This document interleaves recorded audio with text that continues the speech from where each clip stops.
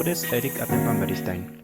Actualmente soy estudiante del cuarto semestre de la carrera en Contaduría Pública y Auditoría en la Universidad Benito Juárez.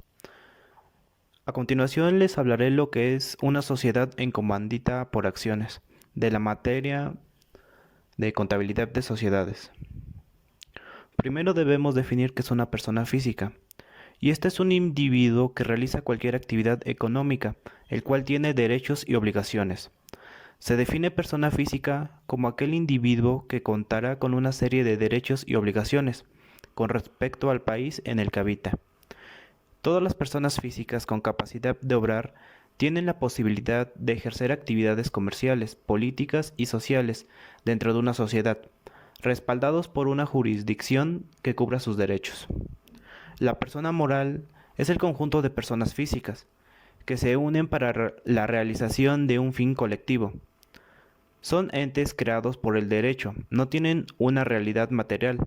Sin embargo, la ley les otorga capacidad jurídica para tener derechos y obligaciones. ¿Cuáles son sus principales diferencias? Bueno, las personas físicas se identifican por su nombre, mientras que las personas moral lo hace a través de una denominación o razón social. Una persona física tiene estado civil, mientras que una moral no, ya que son un conjunto de personas. Las personas de régimen moral solo pueden tener una nacionalidad, por ejemplo, si tiene su domicilio en territorio nacional, son mexicanos. Las personas morales están obligadas a presentar su contabilidad ante el SAT, mientras que las personas físicas solo si sus ingresos son superiores a los 4 millones. A continuación les hablaré acerca del fundamento legal de la sociedad en comandita por acciones. El artículo 207 nos dice que la sociedad en comandita por acciones es la que se compone de uno o varios socios comanditados, que responden de manera subsidiaria, ilimitada y solidariamente de las obligaciones sociales, y de uno o varios comanditarios, que únicamente están obligados al pago de sus acciones. El artículo 209 nos dice que el capital social estará dividido en acciones, y no podrán cederse sin el consentimiento de la totalidad de los comanditados, y el de las 2/3 partes de los comanditarios. En el artículo 210, la sociedad en comandita por acciones podrá existir bajo una razón social, que se formará con los nombres de uno o más comanditados, seguido de las palabras y compañía u otros equivalentes, cuando en ellas no figure los de todos. A la razón social o a la denominación, en su caso, se le agregarán las palabras sociedad en comandita por acciones, o su abreviatura S en C por A. Este es un tipo de sociedad mercantil, formada de uno o varios socios comanditados, y de uno o varios socios comanditarios. Los primeros responden de manera subsidiaria, ilimitada y solidaria de las obligaciones y deudas de la sociedad, para con los terceros. La administración de la sociedad estará a cargo de los accionistas comanditados.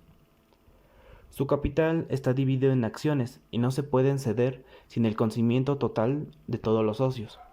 Tampoco se establece un mínimo de capital y la reserva debe ser del 5% de las utilidades anuales, hasta llegar al 20% del capital social. Hablaremos de lo que son la Asamblea de Accionistas, que es el órgano deliberante de las sociedades en comandita por acciones. Es la Asamblea de Accionistas y es el órgano supremo de la sociedad.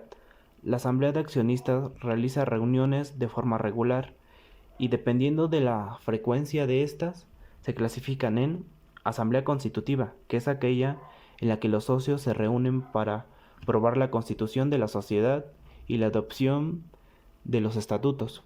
Está la Asamblea Extraordinaria, que se puede realizar en cualquier momento para tomar decisiones respecto a cambio de objeto social, modificación de los estatus, aumento o reducción del capital o prórroga de la duración de la sociedad, entre otros. Y también se encuentra la Asamblea Especial, pensada con el objetivo de reunir a los tenedores de una clase de acción para que deliberen sobre un propósito que pueda afectar a sus derechos. Esta básicamente se emplea para combatir conflictos de interés entre accionistas. ¿Cuáles son los requisitos para la constitución de la sociedad en comandita por acciones? Debe haber como mínimo 2 socios y que cada uno de ellos suscriba una acción por lo menos. En el caso de que se integre por 2 socios únicamente, uno de ellos deberá de ser comanditario y el otro comanditado. El capital social no deberá ser menos a 50,000 pesos y debe estar integradamente suscrito. Exhibirse en dinero en efectivo cuando al menos el 20% del valor de cada acción pagada. Que se exhiba de manera íntegra el valor de cada acción que deberá pagarse con bienes distintos del efectivo. Hablaremos acerca del tipo de capital. El capital de la sociedad en comandita por acciones estará representado en títulos de igual valor, mientras las acciones no hayan sido íntegramente pagadas, serán necesariamente nominativas. El aporte de industria de los socios gestores no formará parte del capital social.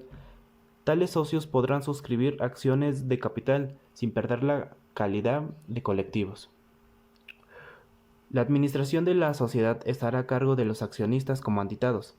En caso de que sea un accionista comanditario quien se haga cargo de la administración, éste adquiere la misma responsabilidad de los socios comanditados. ¿De qué forma se puede realizar la disolución de esta sociedad?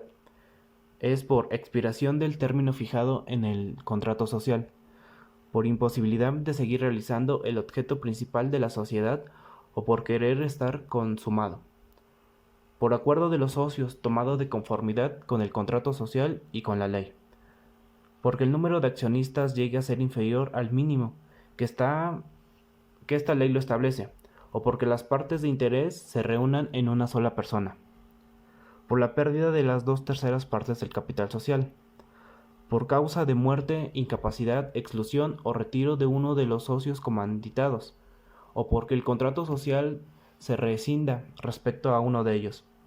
Sin embargo, la sociedad no se disolverá por causa de muerte de él o de los socios comanditados. Si en el contrato social se pacta que la sociedad continúe con sus herederos.